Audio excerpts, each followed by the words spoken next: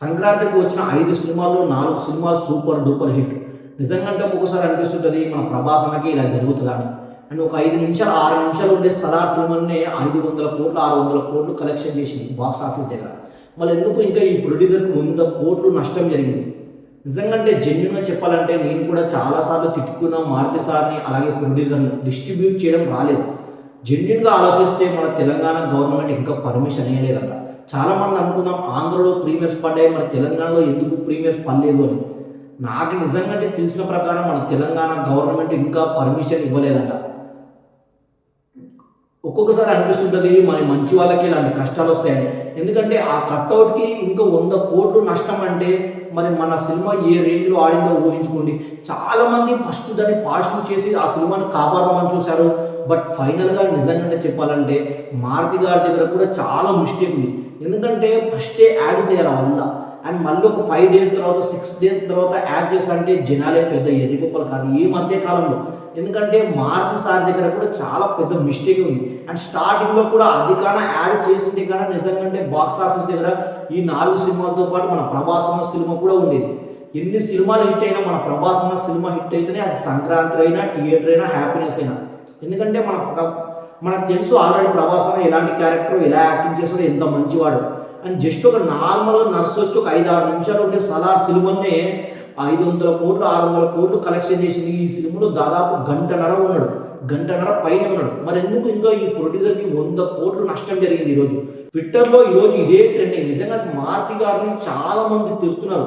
And pre release ఈవెంట్లో కూడా తను చాలా ఎమోషనల్ అయ్యాడు. అది జెన్యూన్గా ఫేక్ అంటే నిజంగా నన్ను అడిగితే మాత్రం చాలా జెన్యూన్ అనిపిస్తుంది. ఎందుకంటే ఆ కట్అవుట్ని 3 సంవత్సరాలు హ్యాండిల్ చేసి ప్రొడ్యూసర్ ఎక్కడ డబ్బులు ఆలోచించకుండా పెట్టిన తర్వాత ఎవరికైనా ఆ ఎమోషనల్ వస్తుంది. చాలా మంది ఆ నిజంగా ఆ డైరెక్టర్ని చాలా మంది ట్రోల్ చేస్తున్నారు.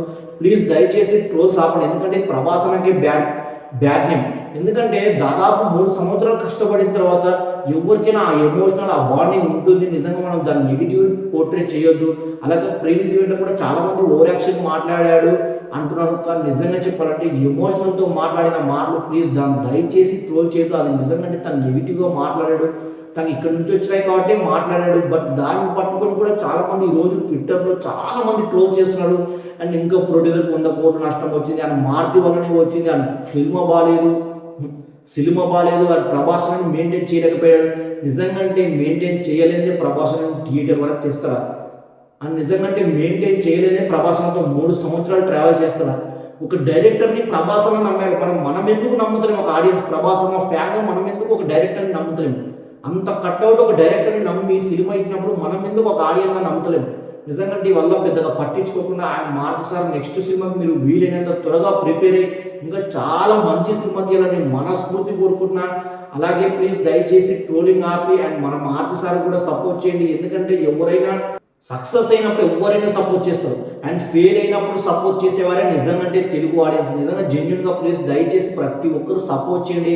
ఎందుకంటే ఈ మధ్యకాలంలో మారుతి సార్కి అనుకున్నంత సక్సెస్ లేదు, అలాగే ప్రభాస్ కూడా అనుకున్నంత సక్సెస్ లేదు. అలాగే ప్రొడ్యూసర్ కూడా మనం ఒక ధైర్యం ఇద్దాం. నిజంగా అంటే ఎవరు దయచేసి ట్రోలింగ్ ఆపి ప్రతి ఒక్కరు సపోర్ట్ చేద్దాం. అలాగే మారుతి సార్కి అండ్ మన టీవీ విశ్వప్రసాద్ సార్ కూడా, డైరెక్టర్ గారు, ప్రొడ్యూసర్ గారు ఈ మూవీని వీలైనంత త్వరగా మర్చిపోయి మళ్ళీ తిరిగి మీరు కంబ్యాక్ ఇవ్వాలని నేను మనస్ఫూర్తి కోరుకుంటున్నా. అలాగే మూవీ కంటెంట్ కోసం నాలాంటి సబ్స్క్రైబ్ చేసుకోండి. Love you guys.